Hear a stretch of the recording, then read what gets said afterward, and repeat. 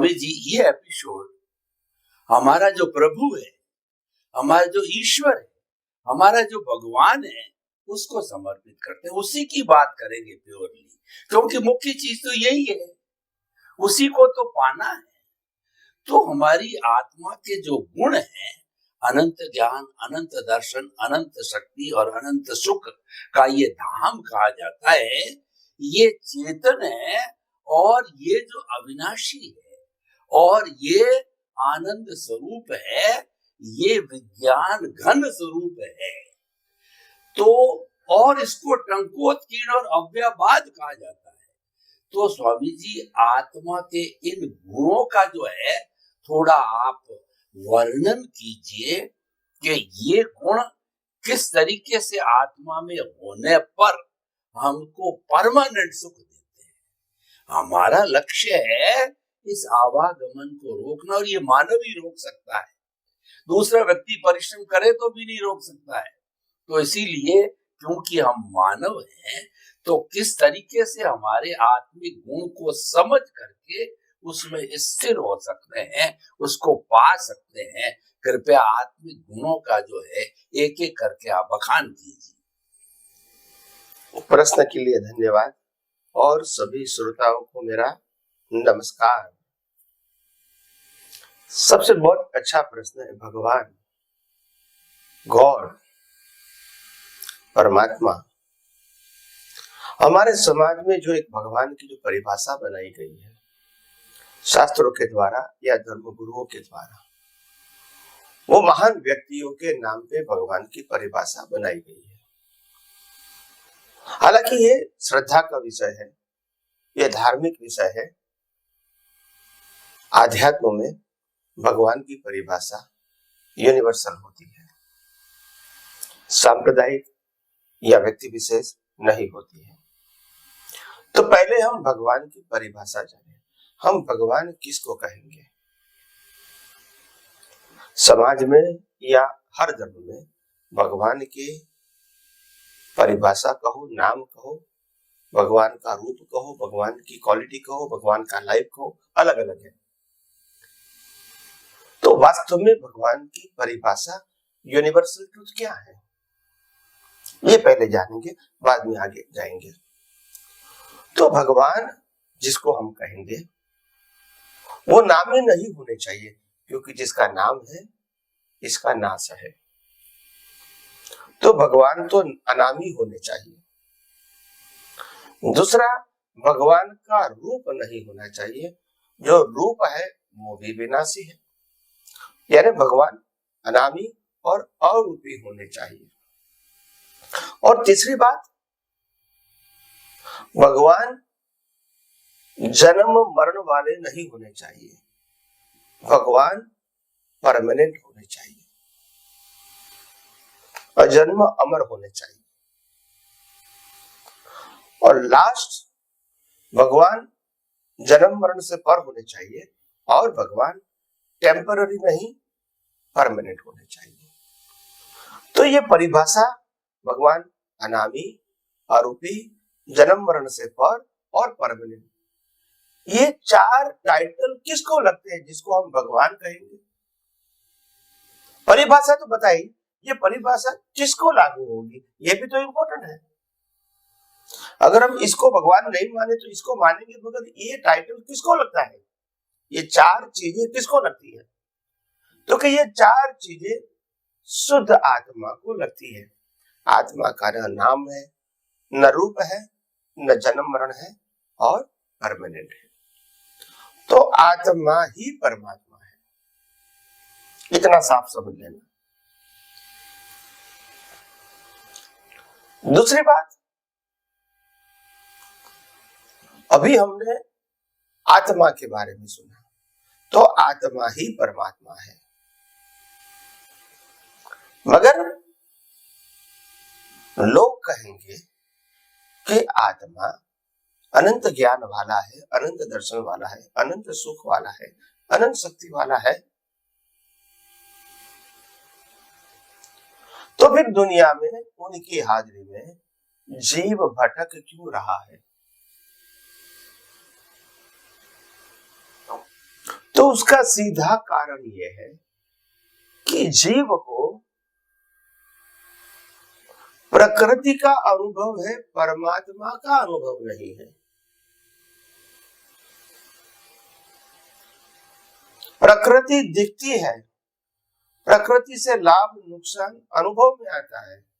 परमात्मा की हाजिरी है, उसका लाभ नुकसान या अनुभूति नहीं होती है।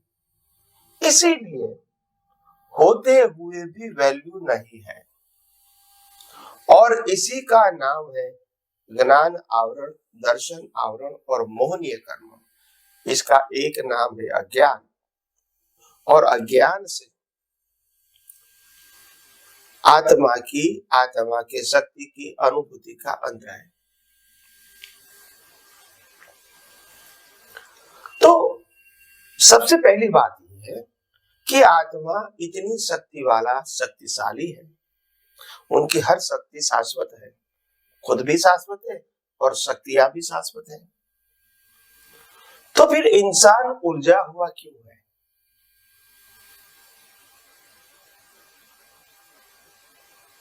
क्या विनाशी शक्तियां अविनाशी शक्ति के ऊपर हावी हो गई? क्या हम ऐसा माने? अगर विनाशी शक्ति अविनाशी शक्ति के ऊपर हावी हो गई, उसका मतलब यह है कि विनाशी शक्ति पावरफुल है। ऐसा तो हो नहीं सकता, ये तो लॉजिक ही गलत है। मगर अहंकार जब तक विनाशी शक्तियों की ही वैल्यू करता रहेगा, वहां तक इसको कर्म बंद होता रहेगा और जन्म मरण होता रहेगा और चारों गति में घूमता रहेगा। जब अहंकार को आत्मा और आत्मा की शक्तियों की वैल्यू समझ में आएगी, आत्मा को लक्ष्य में रखे, आत्मा के अलावा जो भी अवस्था है, शरीर संयोग वगैरह वगैरह, इसको कुदरती रचना समझ के बाईपास करता रहेगा। मगर यहाँ प्रश्न ये है कि अनंत ज्ञान, अनंत दर्शन, अनंत सुख और अनंत शक्ति क्या है?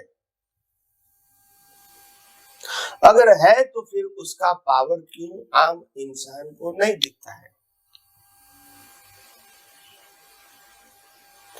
तो एक बात जरूर ध्यान रखो कि आत्मा में जो भी शक्तियां है वो क्वांटिटी वाचक नहीं है, क्वालिटी वाचक है। क्वालिटी वाचक। और प्रकृति की जो भी शक्तियां है वो क्वांटिटी वाचक है। क्वांटिटी यानी कम होती है, ज्यादा होती है, और स्ट्रॉन्ग भी होती है, माइल्ड भी होती है, और आती जाती रहती है, परिवर्तित होती है। तो अवस्थाओं की परिवर्तित होना, अवस्थाओं का ज्यादा कम होना, आना जाना, इससे जो डिफरेंसेस होता है उनको देखने और अनुभव करने का आसान हो जाता है।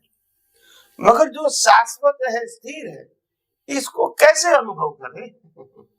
परिवर्तित हो तो करें। ये बहुत बड़ी विटंबना है आध्यात्म के मार्ग में। और बहुत सारे लोग, क्योंकि जो लोग किताब का ज्ञान जिसके पास है वो उनको नहीं समझा पाते, यानी उसको आंसर नहीं कर पाते हैं। ये अनुभव का विषय है, नॉलेज का विषय नहीं है। तब ज्ञानी पुरुष कहते हैं हमेशा शाश्वत ज्ञान और दर्शन स्थिर होता है, और मिथ्या ज्ञान, मिथ्या दर्शन अस्थिर, परिवर्तित होता है। तो आपको समझना है कि मेरे को स्थिर ज्ञान दर्शन का अनुभव करना है जहां अवस्था ही नहीं है, शाश्वत है, या अवस्था के रूप परिवर्तित, कम ज्यादा आने जाने वाले शक्तियों का अनुभव करना है। दोनों है, चॉइस आपकी है। तो जब अनुभवी ज्ञानी पुरुष समझाते हैं कि जो स्थिर है ज्ञान दर्शन, सुख और शक्ति, वो आपका है, और जो अस्थिर है, परिवर्तित है, आती जाती है, ये सभी शक्तियां आप अनुभव तो करते हैं, मगर ये आपकी शक्तियां नहीं है। आप मानते हैं बस, है नहीं। क्योंकि ये शरीर के द्वारा व्यक्त होती है, तो शरीर की और शरीर कुदरत का है, वो तुम्हारी शक्ति नहीं, मालिक नहीं होता। तो जैसे जैसे आध्यात्म समझ में आता है, तब समझ में आता है कि ज्ञान दर्शन की स्थिरता ही आध्यात्म के मार्ग में आगे बढ़ने की एक मास्टर की है। तो ज्ञान दर्शन की स्थिरता कैसे आएगी? जो शाश्वत है मूलतः, मगर हमारे अनुभव में कैसे आएगा? तो क्या हर अवस्था में मैं शुद्धात्मा हूं, मैं चेतन हूं, मैं अविनाशी हूं, ऐसा लक्ष्य रहना चाहिए। Who I am. कोई भी परिस्थिति है, जन्म से मौत तक, मन वचन काया की कोई भी परिस्थिति में मेरा लक्ष्य होना चाहिए कि I am a pure soul, nothing else. ये रहना चाहिए। इसको कहते हैं ज्ञान, सम्यक ज्ञान। वो ज्ञान स्थिर रहना चाहिए उपयोग में और अनुभूति में। वो परिवर्तित नहीं, अवस्थाएं परिवर्तित होती रहेगी शरीर की, संजोगों की, मगर आपका ज्ञान अस्तित्व का I am a pure soul in any circumstances, ये तो स्थिर ज्ञान होना चाहिए, वो सम्यक ज्ञान है। फिर दर्शन भी स्थिर चाहिए, क्योंकि दर्शन स्थिर कैसे करेंगे? क्योंकि संजोग तो परिवर्तित है, आते जाते हैं, स्ट्रॉन्ग भी होते हैं, मीडियम भी होते हैं, मल्टीपल टाइप के होते हैं। तो उसमें हम स्थिरता कैसे प्राप्त करें? तब अनुभवी ज्ञानी बताते हैं जन्म से मौत तक मन वचन काया उनकी अवस्था और 5 ज्ञानेंद्रियों से अनुभव में आती सभी सृष्टि को अगर आप कुदरती रचना ही देखोगे तो आपका दर्शन भी क्या हो जाएगा? स्थिर हो जाएगा। तो ज्ञान दर्शन स्थिर होना, उसी को आध्यात्म का प्रोग्रेस कहते हैं। ये स्थिर करना वो अनुभूति है, कुछ पाना खोना वो अनुभूति नहीं है। वंस यू नो कि मैं क्या हूं और मेरे अलावा जो है वो क्या है, दर्शन के रूप में, अवस्था के रूप में नहीं। अगर ये दोनों आपकी दृष्टि में जागृति के रूप में स्थिर हो गया तो संसार तो बाईपास होता ही रहेगा। इसमें आपके एफर्ट से होता नहीं है, क्योंकि वो तो कुदरती रचना है। तो प्रश्न ये है कि जो क्वालिटी वाचक ज्ञान दर्शन है, सुख और शक्ति है, एक महाशय ने बहुत अच्छा प्रश्न किया था कि चलो ज्ञान दर्शन को हम क्वालिटी वाचक मान लें, सुख को क्वालिटी वाचक कैसे समझे, शक्ति को क्वालिटी वाचक कैसे समझे, इसको कैसे रियलाइज करें कि ये quality and quantity is different. तो मैंने कहा आत्मा की हाजिरी के बिना कोई भी अवस्था में आप सुख की अनुभूति कर सकते हैं? नहीं कर सकते। आत्मा नहीं है तो सुख दुख कुछ भी नहीं है। तो माना हुआ सुख की अनुभूति के लिए भी शाश्वत सुख वाले आत्मा की हाजिरी जरूरी है, और अगर वो नहीं होता तो माना हुआ सुख की अनुभूति नहीं होगा। और ऐसे ही शक्ति है, कितनी भी प्राकृतिक शक्तियां हैं, मन वचन काया की शक्तियां हैं, मैकेनिकल शक्तियां हैं, अवस्था की शक्तियां हैं, फिजिकल शक्तियां हैं, ये सब कुछ है, मगर ये सब कुछ शक्तियां व्यक्त होती है बिकॉज ऑफ द अनंत शक्ति वाला आत्मा। वो नहीं होता है तो एक भी शक्ति प्रेजेंट नहीं कर सकती। यानी क्वालिटी वाचक का मतलब था, है और रहेगा, और क्वांटिटी वाचक का मतलब आएगा चला जाएगा। और इसीलिए वो कुदरत का है। तो आपको अगर डिफाइन करना है आत्मा और आत्मा की शक्ति को, तो आप इस प्रकार से उसको समझ सकते हैं। विनाशी और अविनाशी में अंतर क्या होता है? जब तुम खुद अविनाशी हो तो विनाशी तुम्हारा नहीं हो सकता है, तुम अविनाशी भी हो विनाशी भी हो, दो हो सकता है नहीं हो। दो चीज हो सकती है, मगर एक क्या कहेंगे, एग्जिस्टेंस जो है, अस्तित्व, वो दो नहीं हो सकता है। अगर दो है तो दो पैरेलल होता है। आप समझे, एक ही चीज का दो अस्तित्व नहीं हो सकता है। तो इसीलिए आप आत्मा हो तो जड़ नहीं हो, और अगर आप परमानेंट है तो टेम्पररी और टेम्पररी अवस्था भी आप नहीं हो। तो आत्मा और टेम्पररी दोनों पैरेलल है। इसमें जो टेम्पररी है, इसका क्रिएटर, ऑपरेटर, डिस्ट्रॉयर तो कुदरत है। तो उसमें आपको डीप में जाने की जरूरत नहीं है, सिंपल थिंग। तो धीरे धीरे ये अनंत ज्ञान, अनंत दर्शन, अनंत सुख, अनंत शक्ति जो क्वालिटी के रूप में है,